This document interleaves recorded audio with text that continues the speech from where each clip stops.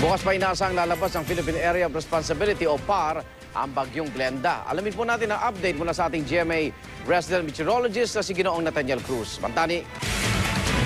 Salamat, Igan. 5 rehiyon nga sa Luzon at isa sa Visayas ang nakaranas ng hagupit ng Typhoon Glenda. At sa pinakahuling tala ng NDRRMC, 20 na ang nasawi dahil sa bagyo, 7 ang sugatan at habang 5 naman ang nawawala. Nakataas pa rin ang signal number 1 sa Zambales, Bataan at Pangasinan pero ibinaba na ng Pag-asa ang warning signal sa iba pang lalawigan kasama na ang Metro Manila. Sa ngayon, delikado pa rin ang pumalaot sa western seaboard ng buong Luzon.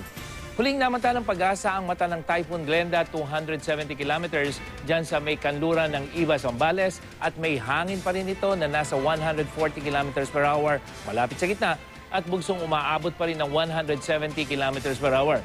Kumikilos ito pakanluran, hilagang kanluran ng west-northwest sa bilis na 24 kilometers per hour. Umaga bukas, lalabas na ito ng Philippine Area of Responsibility at tutungo naman dyan sa southern China. Pero isang bagong low-pressure area ang binabantayan ng Pag-asa na nasa labas ng PAR. Namata nila ito 1,030 kilometers dyan sa may silangan ng northern Mindanao.